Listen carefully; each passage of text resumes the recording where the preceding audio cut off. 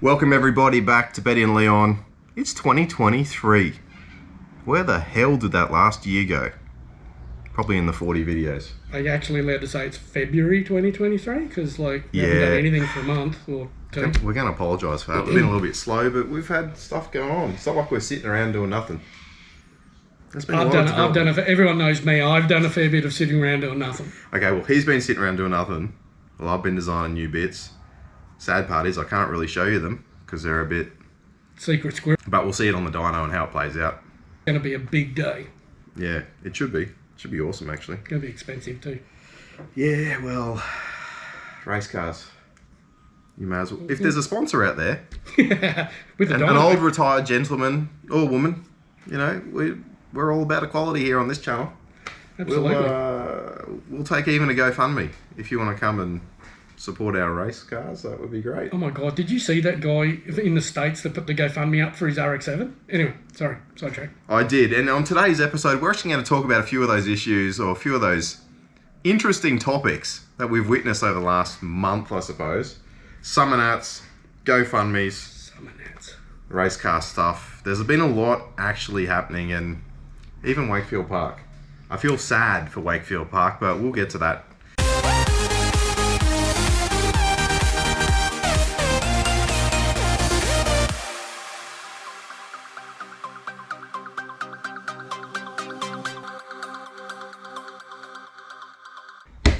Summernats. Summernats has been and gone. For those that don't know what Summernats is, basically probably the biggest car festival in Australia, isn't it? Yeah, Horsepower Festival, is that how they market it? I guess so. I don't know. I'd have to go and read their I've been. It's a completely different world. It's really... It is more about kind of show cars, but then you've got the flip side of burnouts and kind of... My advice would be don't take a car. Like hooliganism and boganism and all these lovely Australian traits. Yeah. Not against that, not against anyone having fun, but some of the video I saw, and I'm going to reference one particular thing because it was a rotary. Yep. God RX2, I think it was, RX2 Coupe, was doing a bit of a skid, and some idiot, and I'm going to call them an idiot, thought it was good to come along and grab on the rear wheel arches, because obviously the car has, probably upwards of 500 horsepower. Obviously it can't turn the tyres, so it's got to have some idiot grab on the wheel arch and lift it up, right? Imagine going and touching someone else's car for a start. I don't get that. Like, imagine the hours spent on that bodywork for some idiot to come along and do that. Yeah, I mean, I can. It's insane. I mean, yeah.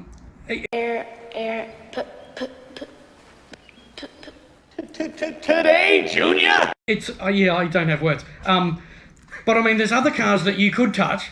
Like, there's that other RX3 thing that was dragged out of the bush by that dude and then given to the other dude and he's put the 20B in it or whatever. I mean, piece of shit. Anyone can touch it anywhere. They could probably smash all the windows and old mate wouldn't care. True. I mean, but you're talking about like a show car that, like... Well, there's probably $200,000 in that coupe, and I'm probably understating that, to be honest, because that thing is a beautiful car. And, yeah, to the flip side, the 20B RX3, people will be... I love it. People will be frothing over that thing. I said to Rob, let's throw a 20B in this thing. Somebody doesn't love it. Yeah, and let's just roll this thing down the road with no doors on it. Yeah, but I mean, Summernats... No interior, no doors. Let's just 20B. That's the sort of car I would, especially a rotary, that I would take the Summernats, because it would have to be something you really didn't care about. True, because like the issue is people doing skids in front of you. They throw rocks. Your $30,000 paint job's now turned to mush because it's got chips all over it. Yeah, I as you said, I wouldn't take a car. Taking that car is probably the perfect thing, you're right. Yeah. I'll agree with you on that. But I don't agree with the fact that it seems like now an iconic car when realistically you've just thrown a 20B in it and called it a day. I'd prefer to see it get straightened and look beautiful again, and then you've turned a diamond in the rough to the diamond, I don't know, maybe I'm old school like that, and I don't really catch the rat rod thing either. I feel like it's laziness, not doing bodywork, but hey, that's me. Feel free to let me know in the comments. Am I right or am I wrong? Do you love it? Wakefield Park. Oh yeah, Wakefield Park. So it's what are they? The Barallan? Benalla. Fuck. Yeah. Barallan. What's that? That's where you put your dead people. Oh, I don't know. National Park. Benalla Auto Club. Right. Are the custodians or the owners of Wakefield Park, and essentially the Save Wakefield Park group has or they're going to close up the Facebook page and they're going to stop doing what they're doing because they've achieved that goal of getting, basically 28,000, people to sign the e-petition. That is amazing. Which is amazing. Biggest in New South Wales. Mm-hmm. And yet the politicians, the people who we as the people elect, are basically not doing a lot about it. We've had a few pledges from Labor guys. We've had some speech out of Liberals. The independents getting on it. But there's not a lot of people that I don't think are really taking the issue at the core, of what it is. And, the bigger point is, what's gone on behind the background? And for me, as an outsider looking in, what are the BAC actually doing? Because I've never seen anything from them yet. I don't know what they're doing. I've seen more out of, say, Wakefield Park Facebook page than I have the actual owners of the track. And I just think transparency is really key at this point for this issue because it's the Goulburn area that's losing out of this. So I don't get it. That's my take on things, my opinion only. The other part too is, we've got to try and get interest back in these.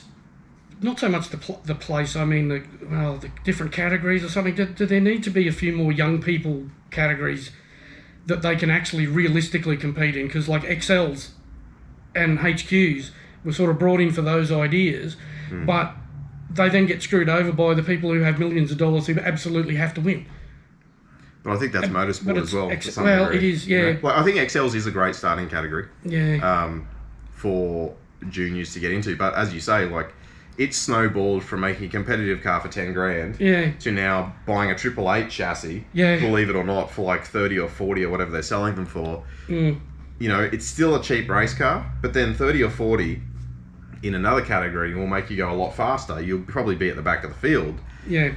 But if you just want to go fast, I understand that kind of... which you can't do on the street. No.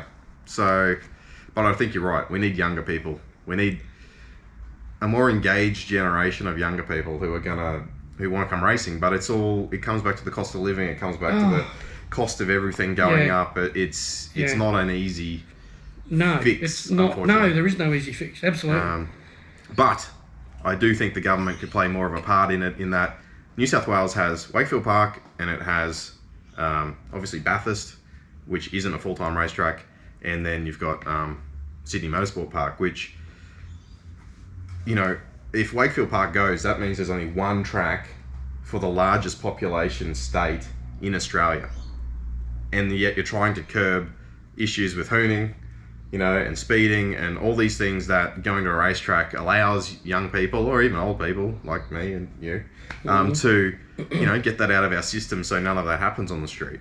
So I think they can kill two birds with one stone personally if they actually thought about it and really wanted to do something about it. I don't think putting speed cameras on every corner is the fix. Education is. So just before you finish up with Wakefield, the problem too is when the track closes, the difficulty in opening another one has got to be astronomical. So I mean, the cost to make a racetrack. We can't lose any more tracks. Yep, I agree. Can't lose tracks. Costs too much to build new ones. Yep.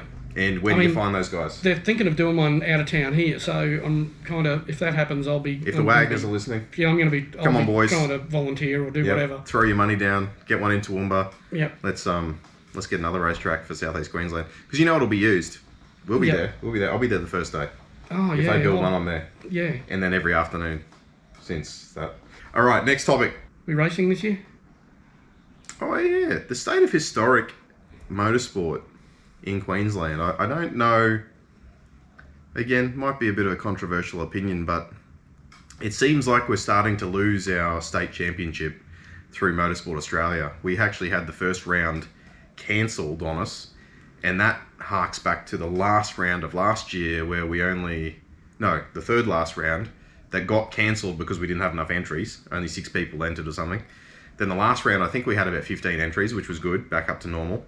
And then the promoter from the third round last year is the promoter of this first round, and they think they've knocked us on the head at the start of the year, which I don't understand because generally at the start of the year at least, people are ready to roll. They've had some time to get their cars back together.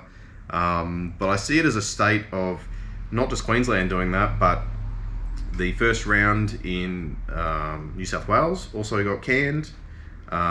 So we're starting to see a bit of historic motorsport disappearing, I suppose, which is sad for us because that's what we race in. I think it's going to come down to now our historic clubs pushing their meetings, and they become kind of a bit like Goodwood, where, you know, which isn't a bad thing. Like, no, I'm okay. Well, if we can still race 5 or 6 times a year, I'm happy with that. But I mean, it's nice to get your name on a state championship, you know? It's like, that's the legit thing. Like, your name's up there with all of the other greats, I suppose. And it's something that as a driver you kind of want to achieve, is putting a championship together. But, I mean, I don't know. I don't know how you fix that, apart from cars getting cheaper and younger people getting into it. Because the guys who are aging are kind of just either realising their car's too valuable and they park it, or they're putting, you know, they're going to sprints, which is less heavy on the racing part, so you got less chance of an accident, or they're just getting older and they just park it, you know. There's quite a multitude of reasons why, and I mean, they're not making any more old cars, so you can't just go out and build another RX2 if you don't have an RX2 or a Capella. Phil will make them eventually. You know, well, hopefully he does. I mean, come on, Phil, don't let us down. We need some RX2 shells. Make them super thin.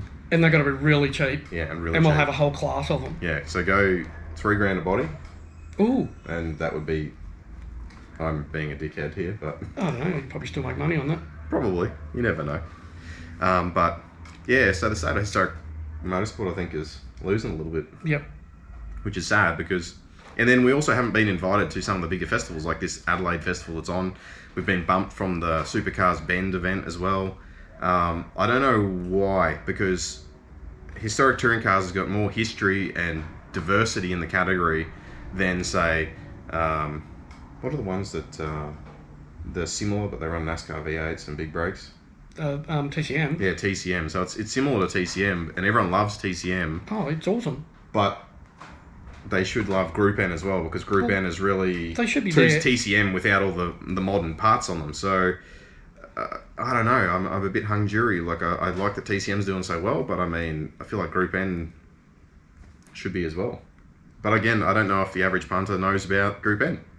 No. And they come out to the racetracks, and I think the audience of motorsport has kind of lost a little bit, and we've gone to this culture of a bit of TikTok culture where it's like, I want to see cars doing skids, I want to see accidents, I want to see out of control drifting kind of stuff, and that's what draws an audience. Whereas watching someone put lap together after lap together on the limit without making a mistake is no longer, I guess, appreciated by the masses, when it's very difficult to do. Yeah, attention span. Attention span thing, yeah. You just need a 10-minute package of somebody's complete weekend worth of effort. Exactly. So a month's worth of effort to get to that weekend. Let us know in the comments. I really want to know that. Like, what can we do in historic motorsport to make people turn up to tracks and come watch it? Because I mean, it's not without. If you watch our 2020 Demolition Derby. Well, if you watch our 2022 video, like, it was just action packed. Yeah. All of that racing is what happened last year. Yeah. And I sat there even as the driver, and I've relived it, and I was like, that was some cool stuff. But maybe I'm just, you know, maybe I've got rose-coloured glasses because I was in the driver's seat.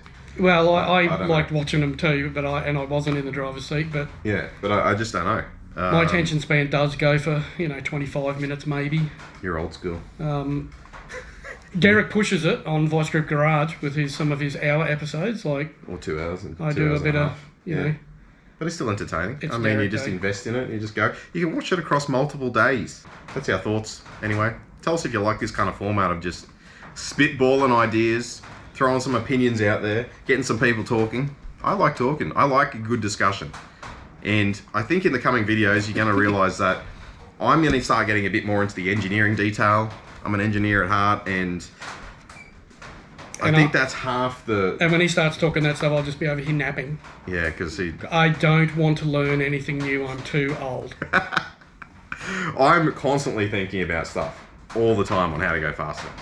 I know. It's really painful. Yeah, it is. It's like, hey, 2 what about this? 2 o'clock in the morning, the phone will go beep, and it'll be... Actually, no, I've changed it now, so it actually does its... It does its... You can run but you can't hide, bitch. Oh, yeah. It's doing that again now. So it'll do that at 2 in the morning, and it's bloody Grant with something he's found, and I'm like, Because I'm a you. firm believer in looking at millions of different things and how they can apply to going faster. There's so many ways that we can make the car go faster that we can't legally do. You know, so you've got to look rules. at all the old school, Yeah. you know, dimpling and polishing and roughing up of inlets and exhausts and, you know, all that. Even looking at other categories and what they do and can you make it fit in your category, and you know, it's a constant evolving thing. So guys who are at the front of the track are having to do that. Like, I don't think there's many guys that do turn up and haven't done that. Like, if they do, it's because they've got a guy behind the scenes who's doing that. And it's funny, in this next Dino episode, you know, we're going to be chasing like 2 horsepower, 3 horsepower, 5 horsepower. And you might think and sit, well, what's the point? Well, the point is that like every horsepower counts. And NASCAR do this. NASCAR got basically unlimited budget.